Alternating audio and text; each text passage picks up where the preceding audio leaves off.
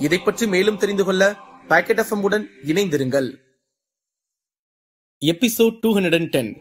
ஆதனிடம் வருத்தத்துடன் பேசுவது போல் நடித்து தனது சக்தியை வைத்து ஆதனை தாக்கினாள் வனிதா. அதிர்ஷ்டவசமாக ஆதன் அந்த தாக்குதலில் இருந்து தப்பித்து விட்டான். இருப்பினும் அவன் பதட்டத்தில் இருந்தான். அப்போது ஆதன் வனிதாவை பார்த்து கோபமாக முறைத்தான். அவன் வனிதாவை நோக்கி நடந்து சென்றான். வனிதா பயந்து கொண்டே பின்னால் நடந்து சென்றாள். ஆதன் தனது ஈட்டியை மேலே உயர்த்தினான். அப்போது அதிலிருந்து வந்த ஒரு லைட் சக்தி வனிதாவை சுற்றி இரும்பு கம்பிகள் வந்தது. அதிலிருந்து அவளால் தப்பிக்கவும் முடியவில்லை, நகரவும் முடியவில்லை. நீ அப்படியே அங்கிருந்து பாரு, நான் உன் அண்ணனை கொன்னுட்டு இங்க இருந்து போய் என் அடுத்த வேலையை பாக்குறேன் என்று கூறினான் ஆதன். அப்போது வனிதா தனது சக்தியை எடுத்து ஆதனை தாக்கினாள்.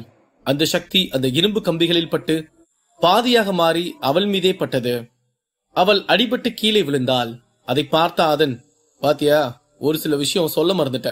இந்த கம்பிக்குள்ள இருந்து நீ நகரவோ இல்ல தப்பிக்கவோ முயற்சி செஞ்சா ஷாக் அடிக்கும்.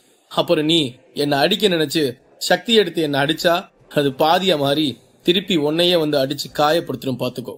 அப்புறம் அடிபட்டு நீயே செத்துட்டு அந்த பழியையும் பாவத்தையும் ஏமல போட்டுறாத சாமி என்று கிண்டலாக கூறினான். அதை கேட்டு வனிதாவிற்கு கோபம் வந்து அவள் அந்த இரும்பு கம்பியை கையில் பிடித்தாள். அப்போது அவளுக்கு அதிலிருந்து ஒரு ஷாக் அடித்தது. அதன் பிறகு அவள் அங்கு இருக்கும் கம்பிகளை சுற்றியும் பார்க்கும் போது தெரியாமல் அவள் உடல் அசைந்தது. அப்போது அவளுக்கு ஷாக் அடித்தது. அதனால் அவள் ஏதும் செய்யாமல் அப்படியே தரையில் அமர்ந்து கொண்டு அங்கு என்ன நடக்கிறது என்று பார்த்து கொண்டிருந்தாள். ஆதன் வனிதாவை சிறைபிடித்து வைத்திருப்பதை பார்த்து அங்கிருந்த எக்ஸ்பர்ட்டுகள் அதிர்ச்சி அடைந்தார்கள். ஏனென்றால் வனிதா எவ்வளவு சக்தி வாய்ந்த பெண் என்பது அங்கிருந்த அனைத்து எக்ஸ்பர்ட்டுகளுக்கும் அந்த ரகசிய இடத்திற்கு வெளியே இருந்த அனைவருக்கும் நன்றாக தெரியும். அப்படி இருக்கும்போது அவளை ஆதன் தனது சக்தி கட்டுப்பாட்டுக்குள் வைத்துவிட்டு வேந்தனை கொல்லப் போகிறான் என்றால் ஆதன் எவ்வளவு வலிமை மிக்கவனாக இருப்பான் என்று அங்கிருந்த அனைவரும் கலந்து பேசிக் கொண்டிருந்தார்கள். வனிதா அங்கு பல மாவீரர்களுக்கு முன்பு ஆதன் தன்னை இப்படி அசிங்கப்படுத்தி விட்டானே என்று மிகவும் சங்கடமாகவும் கோபமாகவும் அமர்ந்திருந்தாள். அந்த நெருப்பு சக்தி வேந்தனின் உடம்பில் நிற்காமல் எரிந்து கொண்டுதான் இருந்தது. அது வேந்தனை காயப்படுத்தியது, ஆனால் அது அவனை கொல்லவில்லை. இருப்பினும் அவனால் அந்த வலியை தாங்க முடியாமல் அங்குமிங்கும் தத்தளித்துக் கொண்டிருந்தான். அப்போது ஆதனுக்கு பின்னால் இருந்து ஒரு குரல் வந்தது. ஆதன், நீ யார் சொல்றதையும் கேட்கல, இருந்தாலும் நான் சொல்றத ஒரு நிமிஷம் கேட்பியா என்று கேட்டது. அதை கேட்டதும் ஆதன் வேகமாக திரும்பி பார்த்தான். அங்கு தமிழ்வாணன் நின்று கொண்டிருந்தான். அதை பார்த்த ஆதன் சற்றும் யோசிக்காமல், சொல்லு மச்சான், நான் என்ன பண்ணணும் என்று கேட்டான். தமிழ்வாணன் ஆதனை பார்த்து, அவன் பண்ணதெல்லாம் சரின்னு சொல்லல, அது மன்னிக்க முடியாத ஒரு விஷயம்தான். இருந்தாலும் அவன் எங்க அரசபுரத்தை சேர்ந்தவன். அவன் இறந்து போனா எங்களால தாங்கவே முடியாத ஆதன். அதனால நீ அவனை மன்னிச்சு விட்டுரு ஆதன் என்று கூறினான். அதை கேட்ட அங்கிருந்த தமிழ்ச்செல்வன் தனது மகன் கருணையோடு இருப்பதை பார்த்து கர்வமாக நெஞ்சை நிமிர்த்தி கொண்டிருந்தான். இதுவே அந்த இடத்தில் வேந்தனுக்கு பதிலாக தமிழ்வாணன் இருந்திருந்தால் நிச்சயமாக வேந்தன் வந்து தமிழ்வாணனை காப்பாற்றி இருக்க மாட்டான். அவன் தூரத்தில் நின்று அவனை பார்த்து கேலி செய்து கொண்டுதான் இருந்திருப்பான். அதுதான் வளர்ப்பு. விஜயன் நாட்டை ஆள வேண்டும், மக்கள் முக்கியமில்லை என்று இருப்பவராகும். அதேபோல்தான் வேந்தனும் வளர்ந்திருக்கிறான். மறுபக்கம் மக்கள் நலன்தான் முக்கியமானது என்று நினைப்பவர் தமிழ்ச்செல்வன். அதேபோல் உயர்ந்த எண்ணங்களில்தான் தமிழ்வாணனும் வளர்ந்தான். அதனால்தான் அவன் இப்போது வந்து ஆதனிடம் இப்படி வேந்தனுக்கு பேசிக் கொண்டிருக்கிறான். தமிழ்வாணன் பேச்சை கேட்ட ஆதன் சிறிது நேரம் யோசித்துக் கொண்டிருந்தான். அப்போது தமிழ்வாணன் ஆதனின் 2 கைகளையும் பிடித்தான். அதன் பிறகு தமிழ்வாணன் தனது டிவைன் சென்ஸ் மூலமாக ஆதனிடம் பேசினான். ஆதன், எனக்கும் இந்த வேந்தனை கொல்லணும்னு தான் ஆசை. ஆனா நீ இந்த இடத்துல வச்சு அவனை கொன்னா நீ உயிரோட இந்த இடத்த விட்டு போறதுக்கு இந்த அரசுபுரத்து ஆளுங்க விடமாட்டாங்கடா என்று கூறினான். எத்தனை பேர் வந்தாலும் பாத்துக்கலாம் தமிழ், இவனுங்களுக்கு எல்லாம் பயந்துட்டு இவனை விட்டா அது நல்லா இருக்காதுடா என்று ஆதனும் டிவைன் சென்ஸ் மூலமாக கூறினான்.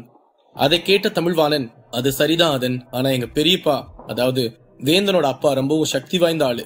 அவர் தான் எங்க மாஸ்டருக்கு அடுத்த நிலையில இருக்க ஆளு. அவரோட சக்திக்கு எந்த சக்தியும் எதிரில நிக்க முடியாதுடா. நான் இப்போயும் சொல்றது ஓ நல்லதுக்கு தான் ஆதன். கொஞ்சம் யோசிச்சு பாரு. இவன் இங்கேயே இப்படியே விட்டுட்டு போவோம். இதை விட பெரிய அவமானம் இவனுக்கு வரப்போறது இல்ல. இவன் இதுக்கப்புறம் கண்டிப்பா உன்னை கொல்ல வருவான். ஆனா இவன் உன்னை தேடிதான் வருவான். அப்ப நீ இவனை கொன்னா உன்னை யாராலும் எதுவும் பண்ண முடியாது ஆதன். புரிஞ்சுக்கோ மச்சான். நான் சொன்னதை வேணா யோசிச்சு பாரு. நான் சொன்னது தப்பா இருந்தா நீ என்ன முடிவெடுத்தாலும் சரி, நான் உன் கூட இருப்பேன்டா என்று கூறினான். அதை கேட்ட ஆதன், தமிழ் சொல்றதும் சரிதான். நம்ம பாட்டுக்கு அவசரப்பட்டு இவனை கொண்டுட்டு பிரச்சனையில மாட்டிக்க கூடாதுன்னு தமிழ்வாணன் சொல்றான். சரி, இவன் நல்ல யோசனை தான் கொடுக்குறான். இதுக்கு சரின்னு சொல்லிடலாம் என்று நினைத்தான். ஆதன் திரும்பி கோபமாக வேந்தனை பார்த்தான். அவன் ஒரு நெருப்பில் மாட்டிக்கொண்ட புழுவைப் போல ஆதனுக்கு தெரிந்தான். வேந்தனை கொன்று ஆதன் அரசபுரத்தை பகைத்துக் கொள்ள நினைக்கவில்லை. அதுவும் இல்லாமல் அங்கிருந்த பலரும் ஆதன் அடிபட்ட பிறகு எழுந்து சண்டை போட வரும்போது அவனை ஒரு மாவீரனாக எண்ணி கைதட்டி உற்சாகப்படுத்தினார்கள். அந்த நன்றிக்கு இந்த வேந்தனை மன்னித்து விடலாம் என்று நினைத்தான். தமிழ்வாணன் ஆதனை பார்த்து, மச்சான், என்ன முடிவு எடுத்திருக்க என்று சற்று தயக்கத்துடன் கேட்டான். ஆதன் தமிழ்வாணனை இழுத்து கட்டி இணைத்துக் கொண்டு, என் நண்பன் தமிழ்வாணன் சொன்னதால இந்த வேந்தனை நான் கொல்லாம விட்டுறேன். ஆனா இன்னொரு வாட்டி இவன் என்கிட்ட வம்பிழுத்து என் வழியில வந்தான்னா அவனை கொல்றதுக்கு தயங்கவே மாட்டான், பாத்துக்கோ என்று கூறினான். அதை கேட்டு தமிழ்வாணன் ஆதனை பார்த்து சிறு புன்னகை செய்துவிட்டு வேந்தனை பார்த்து கை காட்டினான். அதை பார்த்த ஆதன் ஒரு சொடக்கு போட்டான். அப்போது வேந்தன் உடம்பில் எரிந்து கொண்டிருந்த நெருப்பு மறைந்தது. அத்துடன் வனிதாவை சுற்றியிருந்த இரும்பு கம்பியும் மறைந்து போனது. அதை பார்த்து அங்கிருந்த எக்ஸ்போர்ட்கள் அனைவரும் திகைத்து போனார்கள். ஆதனின் சக்தியை பார்க்கும்போது அங்கிருந்த அனைவரும் மெய்மறந்து அவனை பார்த்து கொண்டிருந்தார்கள். அதன் பிறகு ஆதன் வேகமாக சென்று வேந்தனின் நெஞ்சிலேயே ஒரு உதை உதைத்தான். அப்போது வேந்தன் தரையில் இருந்தவாறே வனிதாவின் காலுக்கு அடியில் விழுந்தான். அதை பார்த்த வனிதா தனது அண்ணாவை பார்த்துவிட்டு அப்படியே திரும்பி ஆதனை கோபமாக பார்த்து கொண்டிருந்தாள். ஆதன் அவளை கண்டுகொள்ளவே இல்லை. அவன் தமிழ்வாணனை பார்த்து பேசிக் கொண்டிருந்தான்.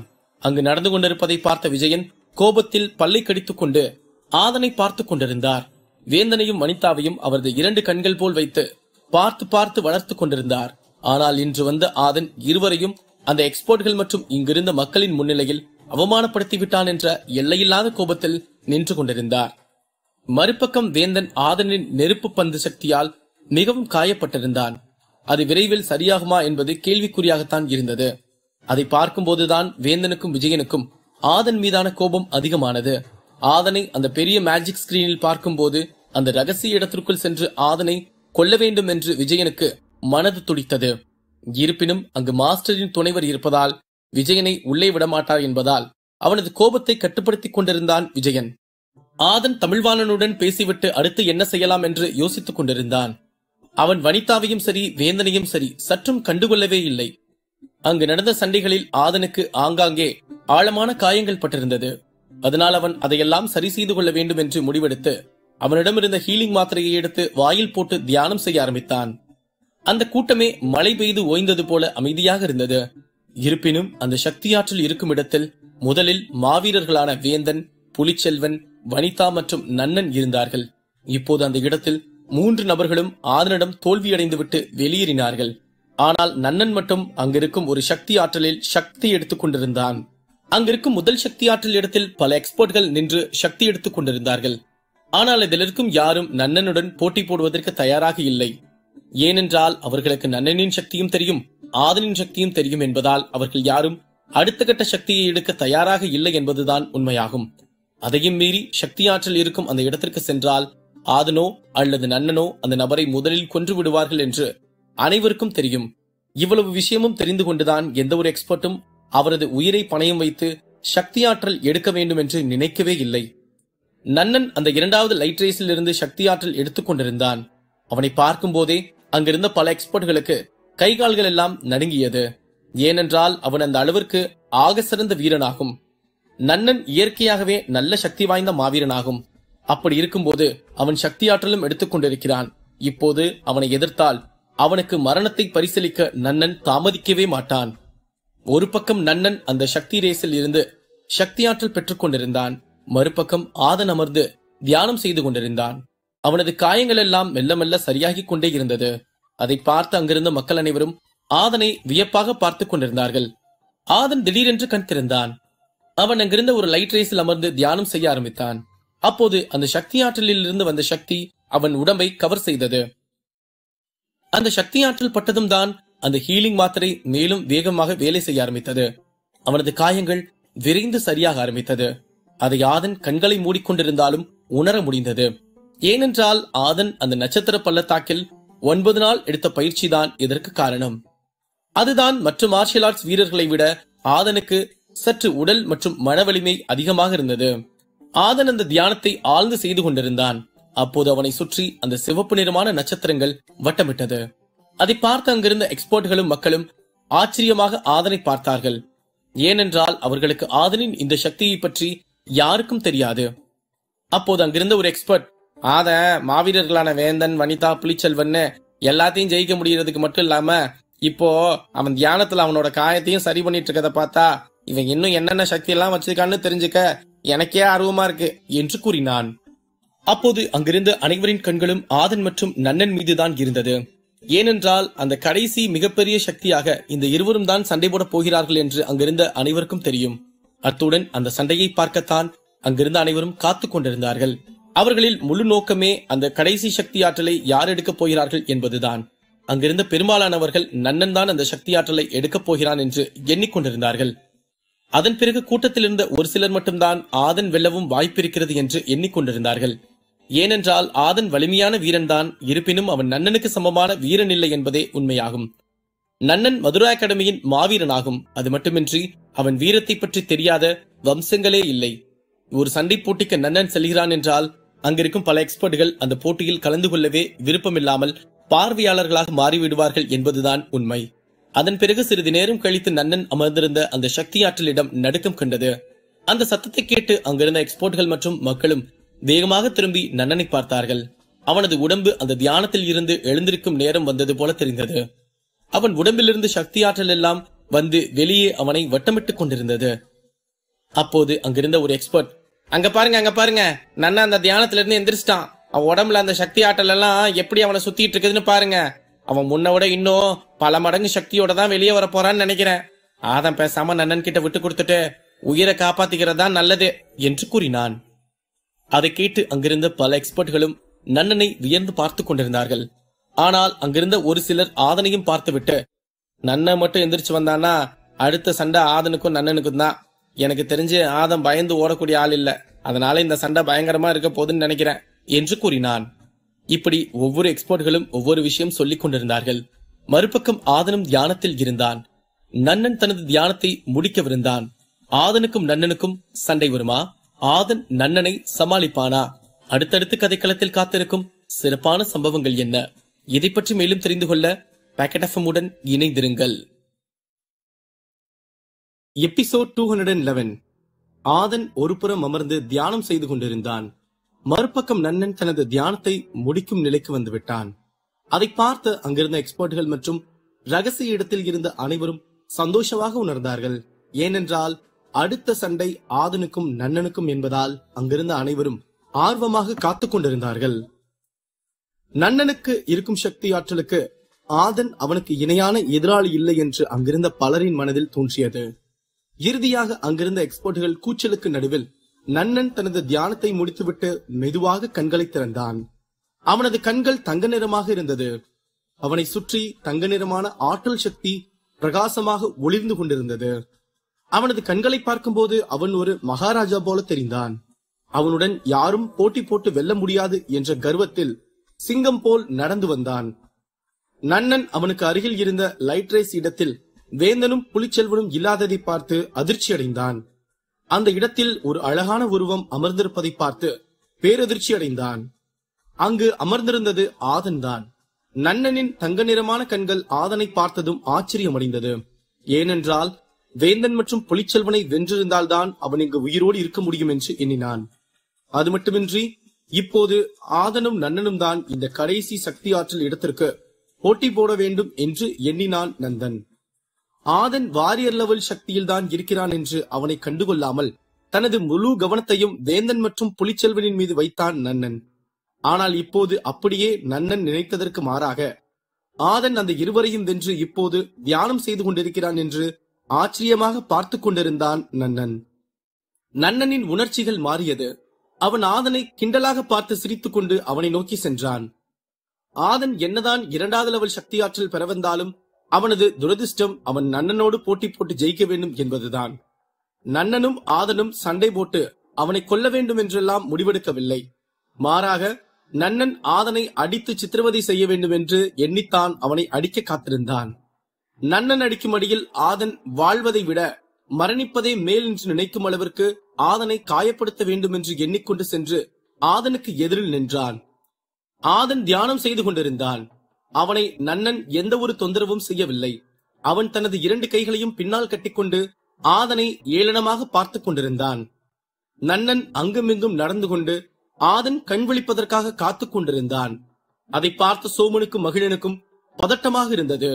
ஏனென்றால் சோமன் முதலில் நன்னனை ஆதனின் ரூமிற்கு வெளியே பார்க்கும்போது அவன் யார் என்று தெரியாததால் அவனை திட்டி அங்கிருந்து அனுப்பிவிட்டான்.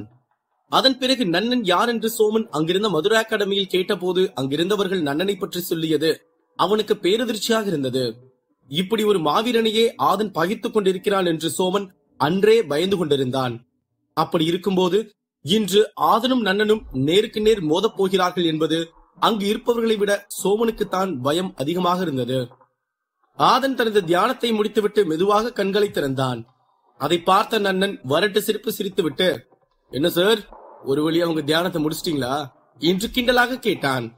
ஆதனும் நன்னனை பார்த்து, நீ கேக்குற கேள்வியை பார்த்தா நான் கண்ணு முழிக்கிறதுக்கு தான் ரொம்ப நேரமா வெயிட் பண்ணிட்டு இருந்திருப்ப போல என்று நக்கலாக கேட்டான்.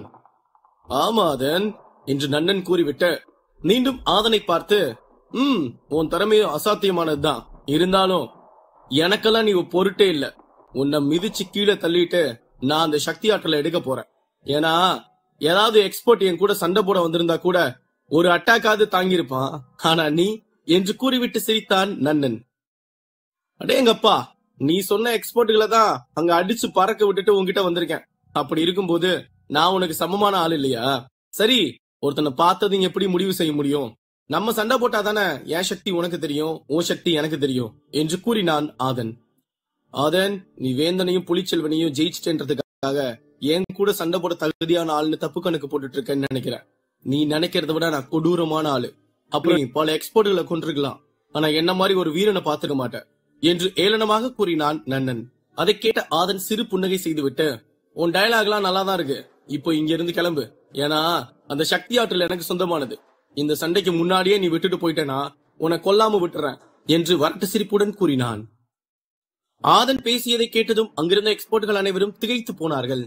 ஏனென்றால் நன்னன் சொல்ல வேண்டிய வார்த்தைகளை ஆதன் சொல்லிக் கொண்டிருப்பதுதான் அங்கிருந்த அனைவருக்கும் வியப்பாக இருந்தது. ஆதன் பேசியதை கேட்ட தமிழ்ச்செல்வன், ஆதன் சக்தி வாய்ந்த ஆளா இருக்கலாம், இருந்தாலும் அவன் நன்னன் கிட்ட அப்படி பேசுறது அவனுக்குதான் பிரச்சனைன்னு அவனுக்கு தெரியாதா என்ன என்று நினைத்து பதட்டப்பட்டார். அங்கிருந்த மக்களும் தமிழ்ச்செல்வன் மனதில் என்ன நினைத்தானோ அதைத்தான் அவர்கள் மனதிலும் ஓடிக்கொண்டிருந்தது. அப்போது ஆதன் பேசியதை கேட்டு நன்னன், டேங்க அப்பா ஆதன், நீ யார்கிட்ட பேசிட்டு இருக்கன்னு தெரியுதா? எனக்கு தெரிஞ்சு நீ கனவுல பேசிட்டு இருக்கேன்னு நினைக்கிறேன் என்று கூறினான். ஆதன் வரட்டி சிரிப்பு சிரித்துவிட்டு அவனது இடத்திலிருந்து பறந்து சென்று நன்னனுக்கு முன்னால் வந்து நின்றான். அவன் தனது சக்தி ஆற்றலை எடுத்து நன்னனை தாக்கினான். அந்த சக்தி தன்னை தாக்க வருவதை பார்த்து நன்னன் சற்று உறைந்து போனான். ஏனென்றால் ஆதன் பேசிக் கொண்டிருப்பதை பார்த்து அவன் தன்னோடு சண்டை போட வரமாட்டான் என்று நன்னன் நினைத்துக் கொண்டிருந்தான். ஆனால் இப்போது திடீரென்று ஆதன் நன்னனை தாக்கவும் நன்னன் உடம்பிலிருந்து ஒரு சக்தி ஆற்றல் வெளியே வந்தது. அந்த ஆற்றல் சக்தி நன்னனை சுற்றி சுற்றி வந்து கொண்டே இருந்தது. அவன் தனது கையை உயர்த்தி அவனது லைட் சக்தியை எடுத்தான். அதில் இந்த ஆற்றல் சக்தியும் இணைத்து ஆதனின் சக்தியை தாக்க வேக வேகமாக சென்றது. இரண்டு சக்தியும் ஒன்றுக்கொன்று மோதியது. அந்த இரண்டு சக்திகள் மோதிய அதிர்வு அங்கிருந்த மைதானமே நடுக்கம் கண்டது. அந்த சக்தியின் தாக்கம் அந்த மைதானத்தில் இருந்த அனைத்து எக்ஸ்பர்ட்களும் உணரும் வண்ணம் இருந்தது. ஒவ்வொரு முறை ஆதன் மற்றொருவரிடம் சண்டை போடும் போது அவனது சக்தி மேலோங்கி இருக்கும், அல்லது அவன் அந்த எதிரியின் சக்திக்கு சமமாகத்தான் தாக்கி அவன் இடத்திலிருந்து பின்னால் செல்லாத வண்ணம் வலிமையாக நின்று கொண்டிருப்பான். ஆனால் இப்போது நன்னன் சக்தி ஆதன் சக்தியை தாக்கியதும் ஆதன் 2-3 அடிகள் பின்னால் சென்றான். அப்போதுதான் ஆதன் உணர்ந்தான், அந்த நட்சத்திர பள்ளத்தாக்கு மலையில் தியானம் செய்யாமல் இருந்திருந்தாலோ அல்லது மாஸ்டர் ஆஃப் மாஸ்டர்ஸ் டெக்னிக் சக்தி புத்தகத்தின் முதல் லெவல் படிக்காமல் இருந்திருந்தாலோ இப்போது ஆதன் உடல் வெடித்து சிதறி இருக்கும் என்பதுதான் உண்மையாகும். அங்கு நன்னனின் சக்தி வேகத்தை விட தாக்கம் மிகவும் அதிகமாக இருந்தது. மறுபக்கம் நன்னன் ஒரு பெரிய மலை போல் அப்படியே அசையாமல் இருந்தான். அதை பார்த்து அங்கிருந்த எக்ஸ்பர்ட்களும் மக்களும் அவரை ஆச்சரியமாக பார்த்துக் கொண்டிருந்தார்கள். அதிலிருந்து தெரிந்தது ஆதனை விட நன்னன் மிகவும் சக்தி வாய்ந்த ஒரு வீரனாக இருக்கிறான் என்று. இதற்கும் நன்னனின் சக்தி இந்த ரகசிய இடத்தில் குறைக்கப்பட்டு முதல் எக்ஸ்பர்ட் லெவல் சக்தியில் இருக்கிறது என்பது குறிப்பிடத்தக்கது. அது மட்டுமின்றி நன்னன் ரகசிய இடத்தில் சக்தியாற்றல் பெற்றிருக்கிறான். அதனால் அவனது உடல் ரீதியான வலிமை மேலும் அதிகமானது. இந்த நிலையில் ஆதன் தொடர்ந்து நன்னனுடன் சண்டை போடுவது அவனுக்குத்தான் ஆபத்தை கொடுக்கும் என்று அங்கிருந்த எக்ஸ்பர்ட்கள் கலந்து பேசிக் கொண்டிருந்தார்கள். ஆதன் இந்த ரகசிய இடத்தில் முதலாக ஒரு வீரனிடம் தத்தளித்துக் கொண்டிருப்பதை பார்த்த ரகசிய இடத்திற்கு வெளியே இருந்த மக்கள் அனைவரும் திகைத்து போனார்கள். அப்போது நன்னன் ஆதனை பார்த்து, என்னப்பா ஆதன, அடிக்கே முகெல்லாம் வேர்த்து ஊத்திக்கிட்டு இருக்கு. நான் உனக்கு இப்பவும் வாய்ப்பு தர்றேன். நீ இந்த இடத்த விட்டு மட்டும் போயிட்டேனா உன் உயிராது தப்பிக்கும். இல்லனா அடுத்த எச்சரிக்கை எல்லாம் கொடுக்க மாட்டேன், உயிரை எடுத்துருவேன் பாத்துக்கோ என்று கிண்டலாக கூறினான்.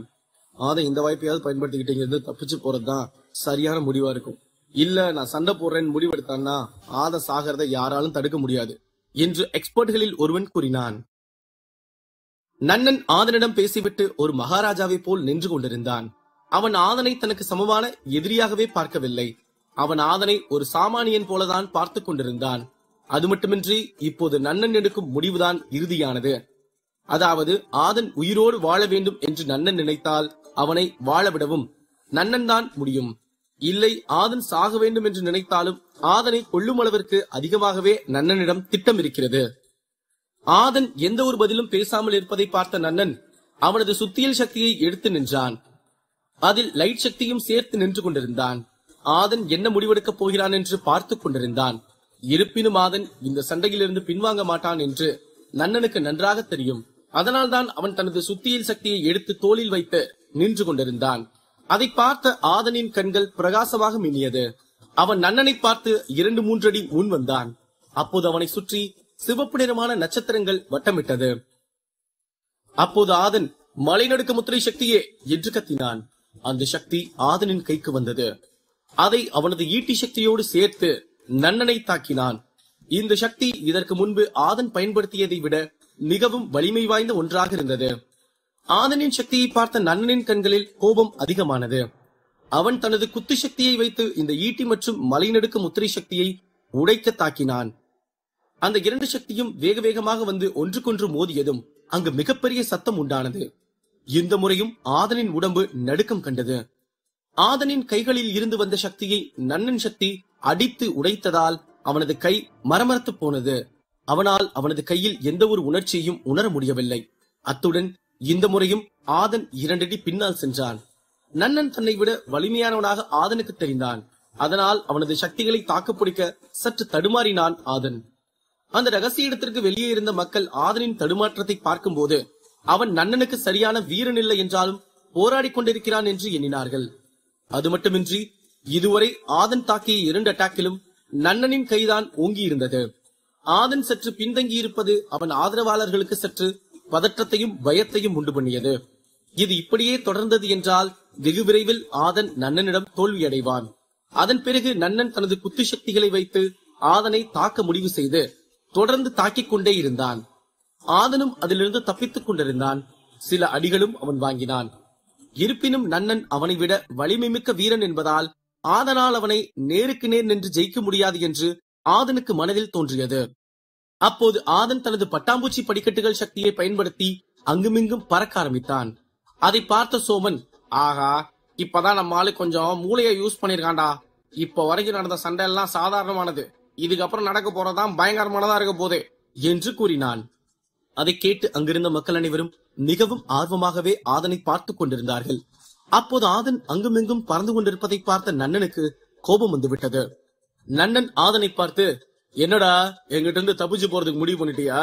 அதனாலதான் அங்கேயும் இங்கேயும் பயந்து போய் பறந்துகிட்டு இருக்க என்று கோபமாக கேட்டான். அதை கேட்டு ஆதன் சத்தமிட்டு சிரித்து விட்டு, நம்ம என்ன கிரிக்கெட் மேட்சா விளையாண்டுகிட்டு இருக்கோம், நீ போடுற பாலுக்கு வந்து நின்று அடிக்கிறதுக்கு? நீ என்ன கொல்லணும்னு அடிச்சுக்கிட்டு இருக்க, அப்ப நான் அதுல இருந்து தப்பிக்க என்ன வேணாலும் பண்ணுவேண்டா என்று கூறினான். அது பேசி முடித்த அடுத்த நொடி ஆதன் தனது நெருப்பு சக்தியை கையில் எடுத்ததும் சற்றும் தாமதிக்காமல் நன்னனை நோக்கி தாக்கினான். அந்த நெருப்பு சக்தி மிகவும் வேகமாக சென்று அவனை தாக்கியது. அப்போது நன்னன் ஆதன் தன்னை நெருப்பு சக்தி வைத்து தாக்குவான் என்று அவன் நினைத்து கூட பார்க்கவில்லை. இருப்பினும் அவன் தனது சுத்தியலை வைத்து அந்த நெருப்பு சக்தியை அடித்தான். அப்போது சுத்தியலில் இருந்து வந்த லைட் சக்தி அந்த நெருப்பு சக்தியை உடைத்தெறிந்துவிட்டு ஆதனை தாக்க வேகமாக சென்றது. அதை பார்த்த ஆதன், ஆத்தாடி என்ன இது, நம்ம நெருப்பு அனுப்புனா இவன் அதை கண்ணு மிக்கிற நேரத்துல உடைச்சிட்டு நம்மளடிக்க லைட் சக்தி அனுப்புறான் என்று நினைத்து விட்டு அந்த சக்தியிலிருந்து தப்பித்தான். அந்த லைட் சக்தியிலிருந்து ஆதன் தப்பித்த அடுத்த நொடி காற்றில் பறந்து கொண்டே அந்த 2வது நிலை நெருப்பு சக்தியை நன்னனை நோக்கி தாக்கினான். அதை பார்த்த அங்கிருந்த எக்ஸ்பர்ட்டுகள், நாதன் நன்னனுக்கெல்லாம் அடிபணிஞ்சு போக மாட்டான்னு நினைக்கிறேன், ஆனா இந்த சண்டையும் சாதாரணமா முடியறதுக்கு வாய்ப்பு இல்ல என்று பேசிக் கொண்டிருந்தார்கள். ஆதனின் 2வது லெவல் நெருப்பு சக்தி நன்னனை அடிக்க வேகமாக வந்து கொண்டிருந்தது. அது இதற்கு முன்பு பயன்படுத்திய நெருப்பு சக்தியை விட மிகவும் வலிமையானதாகும். ஆதனின் நெருப்பு சக்தியில் இருந்து நன்னன் தப்பிப்பானா?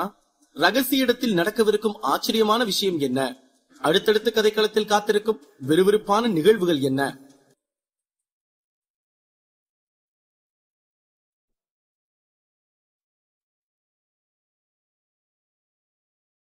எபிசோட் 212. ஆதனின் முதல் நெருப்பு சக்தியை தனது சுத்தியல் கொண்டு அடித்து உடைத்தான் நன்னன். அதை பார்த்த ஆதன் அவனது 2வது லெவல் நெருப்பு சக்தியை நன்னனை நோக்கி தாக்கினான். அது முதல் லெவல் நெருப்பு சக்தியை விட மிகவும் வலிமையான ஒன்றாகும். அதை அங்கிருக்க எக்ஸ்போர்ட்கள் மற்றும் மக்களும் கண்ணுமிக்காமல் கவனமாக பார்த்து கொண்டிருந்தார்கள். நன்னன் அதை பார்த்தும் பயப்படாமல் அந்த சக்தியை நோக்கி 2 அடி முன் சென்று நின்றுவிட்டு அந்த சுத்தியலை மறைய வைத்துவிட்டு ஒரு கோடாலியை எடுத்து நின்றான். நன்னனின் சுத்தியலை விட கோடாலி சக்தி மிகவும் சக்தி வாய்ந்த ஒன்றாகும். அது மட்டுமின்றி ஒரு வீரன் மாவீரன் என்று பெயர் வாங்குகிறான் என்றால் அவன் அனைத்து ஆயுதங்களையும் கைதேர்ந்தவனாகத்தான் இருப்பான் என்று அனைவருக்கும் தெரிந்த ஒரு விஷயம்தான். அப்போது திடீரென்று அந்த சக்தி ஆற்றல் எடுக்கும் இடத்தில் ஒரு விதமான வெளிச்சமான ஒளி தென்பட்டது. அதை பார்த்து அங்கிருந்த எக்ஸ்போர்ட்கள் மற்றும் ரகசிய இடத்திற்கு வெளியே இருந்த மக்கள் அனைவரும் திகைத்து போனார்கள். அடுத்த நிமிடம் வானத்தில் இருந்து ஒரு வெள்ளை நிறமான சக்தி வந்து அந்த சக்தி ஆற்றல் இடத்தில் விழுந்தது. அந்த இடத்தை முழுவதுமாக கவர் செய்தது. அதை பார்த்த விஜயன், அங்க என்ன நடந்துகிட்டு இருக்கு இளங்கோ என்று குழப்பத்துடன் கேட்டார். அங்க என்ன நடக்குதுன்னு ஒண்ணுமே புரியல விஜயன், இரு என்னதான் நடக்குதுன்னு பார்க்கலாம் என்று கூறினான் இளங்கோவன். அந்த இருவர் மட்டுமல்ல, அங்கிருந்த அனைவரும் அங்கு என்ன நடக்கிறது என்று வாயை பிளந்து கொண்டும் கண்களை இமைக்காமலும் பார்த்து கொண்டிருந்தார்கள். அந்த வெள்ளை நிறமான சக்தி வந்து அந்த சக்தி ஆற்றல் இடத்தில் விழுந்த அடுத்த நிமிடம் அந்த இடத்திலிருந்து ஓம் ஓம் ஓம் என்று சத்தம் வர ஆரம்பித்தது. அதை கேட்டதும் அங்கிருந்த மற்ற வம்சத்து எக்ஸ்போர்ட்களுக்கும் மக்களுக்கும் அது என்னவென்று தெரியவில்லை. ஆனால் அரசபுரத்தை சேர்ந்த மக்களுக்கும் எக்ஸ்போர்ட்களுக்கும் அரசபுரத்தின் முக்கியமான பொறுப்பில் இருக்கும் பெரியவர்களும் மாஸ்டரின் துணைவருக்கும் அது என்னவென்று புரிந்துவிட்டது. அங்கு என்ன நடந்து கொண்டிருக்கிறது என்று சோமன் குழப்பத்துடன் மகிழனை பார்த்தான். அப்போது மகிழன் சோமனை பார்த்து, அங்க பயப்படுற அளவுக்கு எதுவும் நடக்கல சோமனே. அந்த சக்தி ஆற்றல் இடம் மாஸ்டர் கிட்ட இருந்து மேலும் சக்தி வந்துகிட்டு இருக்கு. இந்த ரகசிய இடத்துல இதுக்கு முன்னாடி இருந்த சட்டத்திட்டம் விதிமுறைகள் எல்லாம் மாறுது சோமன். அந்த வெள்ள சக்தி வந்து எப்போ அந்த சக்தி ஆற்றல் இடத்துல விழுந்துச்சோ அப்ப இருந்தே அங்க எல்லாம் மாற ஆரம்பிச்சிருச்சு என்று கூறினான். அப்படியா, இதுக்கப்புறம் என்ன நடக்கும் மகிழன் என்று கேட்டான் சோமன். இதுக்கப்புறம் என்று மகிழன் கூறிவிட்டு பேசுவதற்கு வந்தான். அப்போது அந்த ரகசிய இடத்தில் அந்த 8 லைட் ரேஸும் மறைய ஆரம்பித்தது. அதை பார்த்த அங்கிருந்த அரசபுரத்தை தவிர மற்ற வம்சத்து எக்ஸ்போர்ட்களுக்கும் மக்களுக்கும் அது பேரதிர்ச்சியாக இருந்தது. ஆனால் அரசபுரத்து மக்களும் எக்ஸ்போர்ட்களும் அங்கு நடந்து கொண்டிருப்பதை ஆர்வமாக பார்த்து கொண்டிருந்தார்கள். அப்போது மகிழன் மீண்டும் பேசுவதற்கு ஆரம்பித்தான். அங்க நடக்கிறத பாத்தியா? அந்த 8 லைட் ரேஸும் மறைஞ்சிருச்சா? அடுத்து அந்த 8 லைட் ரேஸ் சக்தியும் வந்து அந்த வெள்ள நிறமான சக்தி வந்து விழுந்த 9வது லைட் ரேஸ்க்கு வந்துரும்.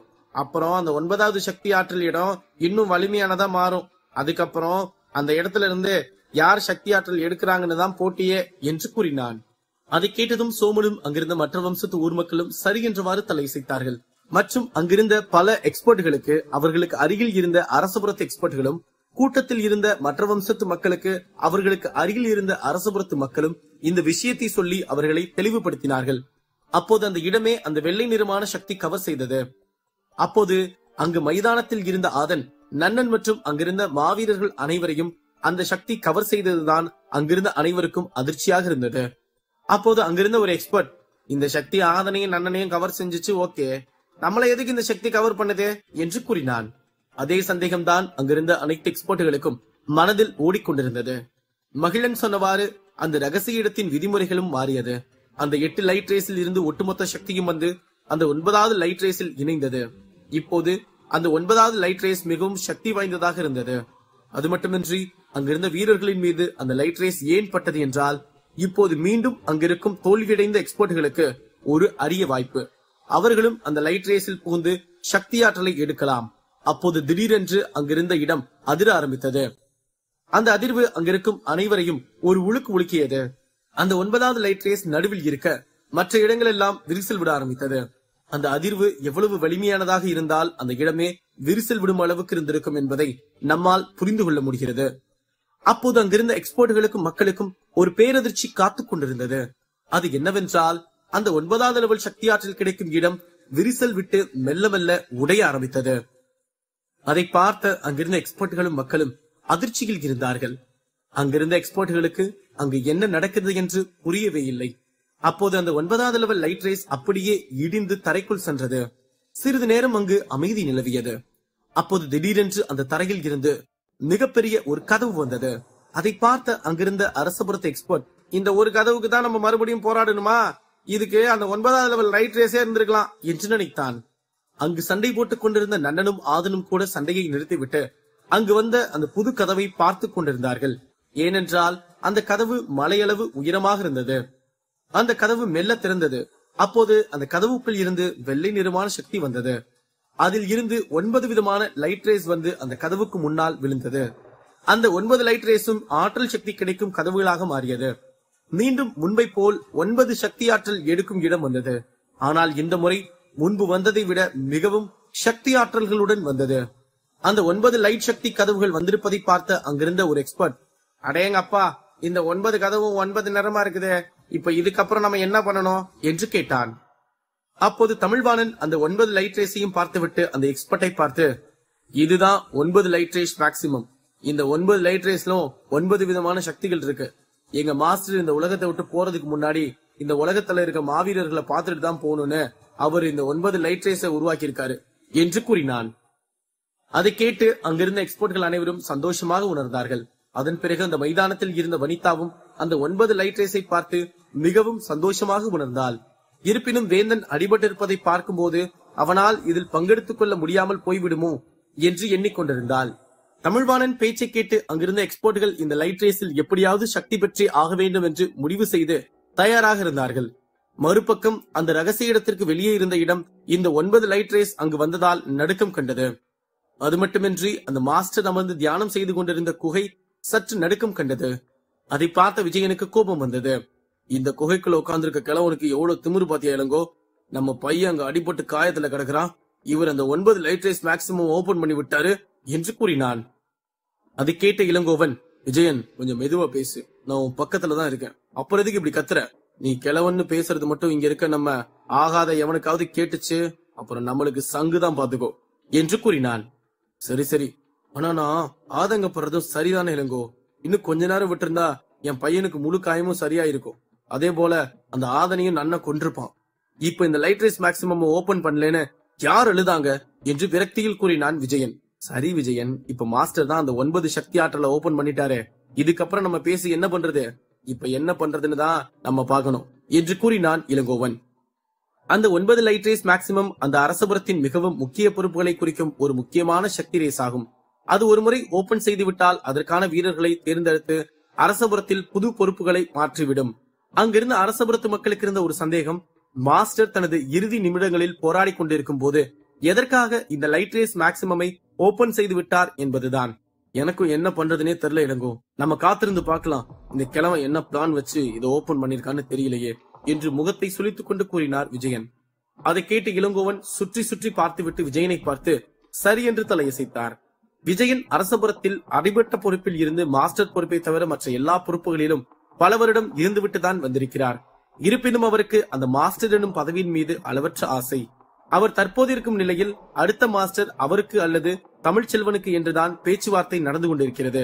அப்படி ஒருவேளை அந்த பதவி விஜயனுக்கு கிடைக்கவில்லை என்றாலும் அவர் தற்போது இருக்கும் பதவியில் இருந்து அந்த மாஸ்டர் பதவிக்கு வருவது ஒன்றும் அவருக்கு கடினமான ஒரு விஷயமே இல்லை. ஆனால் தனது மகனும் பெரிய பொறுப்பிற்கு வர வேண்டும் மற்றும் அவனும் பல எண்ணற்ற ஆற்றல் சக்திகளை பயில வேண்டும் என்பதுதான் விஜயனின் ஆசையாகும். அதனால்தான் இப்போது வேந்தன் அடிபட்டு கிடக்கும் போது மாஸ்டர் அந்த லைட் ரேஸ் மேக்சிமமை ஓபன் செய்தது விஜயனுக்கு கோபத்தை உண்டு பண்ணியது. ஒரு பக்கம் விஜயனுக்கு மாஸ்டரின் மீது கோபம் இருந்தாலும் தன் மகனான வேந்தனை அடித்து இந்த லைட் ரேஸ் மேக்சிமம் போட்டியில் போட்டி போட முடியாத வண்ணம் செய்த ஆதன் மீது எல்லையற்ற கோபத்தில் இருந்தார் விஜயன். மறுபக்கம் அந்த குகைக்குள் ஒரு 4 நபர்கள் ஒரு நபரை சுற்றியும் அமர்ந்திருந்தார்கள். அந்த ஒரு நபர்தான் அரசபுரத்தின் மாஸ்டர் ஆகும். அவர் அந்த 4 முன்பு அமர்ந்து தியானத்தில் இருந்தார். அவர்கள் 4 அந்த மாஸ்டரை பார்த்து கொண்டிருந்தார்கள். அந்த 4 மாஸ்டரின் நேரடி அருளை பெற்ற சிஷ்யர்களாகும். அவர்கள் 4 மஞ்சள் நிறமான உடையை அணிந்து கொண்டு மாஸ்டருக்கு முன்பு அமர்ந்திருந்தார்கள். அந்த 4 நபர்களும் மாஸ்டரின் உண்மையான விசுவாசம் மிக்க சிஷ்யர்களாகும்.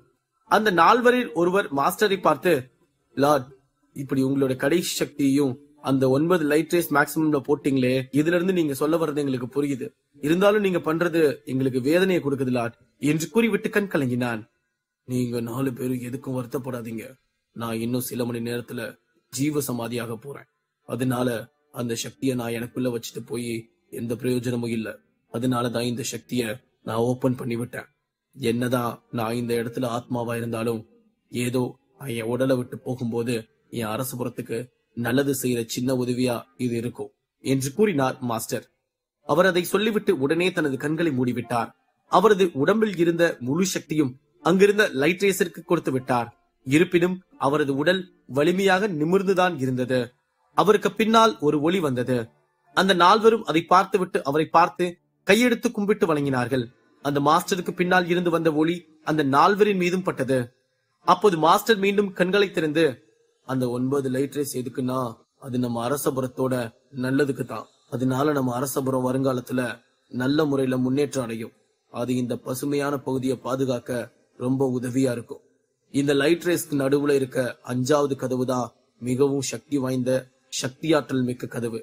அதுல யாரு போய் அந்த சக்தி ஆற்றலை எடுக்கிறாங்களோ அவங்கதான் என்னோட அரசபுரத்தோட அடுத்த மாஸ்டர் என்று கூறினார். மாஸ்டரின் இந்த வார்த்தைகள் அங்கிருந்த 4 சிஷ்யர்களுக்கு அதிர்ச்சி அளித்தது. ஏனென்றால் இந்த குகைக்கு வெளியே விஜயன் ஒரு பக்கம் மற்றும் தமிழ்ச்செல்வன் ஒரு பக்கம் என்று மாஸ்டரின் பதவிக்கு சண்டை போட்டுக் கொண்டிருக்கிறார்கள். இப்படி இருக்கும் நேரத்தில் மாஸ்டரின் இந்த வார்த்தையை கேட்ட அந்த 4 அதிர்ச்சியாக மாஸ்டரை பார்த்தார்கள். இருப்பினும் அவர்களுக்கு தெரியும் மாஸ்டரின் முடிவு எப்போதும் சரியாகத்தான் இருக்கும் என்று. அந்த 4 அதிர்ச்சி அடைந்ததற்கான காரணம் என்னவென்றால், அந்த 4 இந்த பதிலை தான் மாஸ்டர் சொல்ல வேண்டும் என்று காத்துக் கொண்டிருந்தார்கள். அதை அப்படியே அச்சு மாறாமல் மாஸ்டர் கூறியதை கேட்டு மிகவும் சந்தோஷமாக உணர்ந்தார்கள். அவர்கள் அனைவரின் முகத்திலும் மகிழ்ச்சியை பார்த்த மாஸ்டர், இதுக்கப்புறம் நான் எந்த விஷயத்தையும் மாத்திக்கிறத பத்தி நினைக்கல. ஆனா கடைசியா உங்க 4 பேர்கிட்டையும் ஒரே ஒரு முக்கியமான விஷயத்த சொல்லணும் என்று கூறினார். அதை கேட்டதும் அங்கிருந்த 4 மாஸ்டரை கவனமாக பார்த்து கொண்டிருந்தார்கள். அப்போது மறுபக்கம் அங்கிருந்த அரசபுரத்து மக்கள் அடுத்து அங்கு என்ன நடக்கப் போகிறது என்று ஆர்வமாக பார்த்து கொண்டிருந்தார்கள். மறுபக்கம் அந்த ஆற்றலை அங்கும் இங்கும் எக்ஸ்போர்ட்கள் அனைவரும் கண்ணிமைக்காமல் பார்த்து கொண்டிருந்தார்கள். அந்த 9 லைட் ரேஸ் மேக்சிமம் மாறி மாறி 9 வண்ண கலர் எரிந்து கொண்டிருந்தது. ஆனால் அதையெல்லாம் ஆதனும் நன்னனும் பார்க்காமல் அவர்கள் சண்டையில் கவனத்தை வைத்திருந்தார்கள். மாஸ்டர் அவரது சிஷ்யர்களிடம் என்ன சொல்லப் போகிறார்? ரகசிய இடத்தில் நடக்கவிருக்கும் ஆச்சரியமான விஷயங்கள் என்ன? அடுத்தடுத்த கதைக்களத்தில் காத்திருக்கும் சுவாரஸ்யமான சம்பவங்கள் என்ன?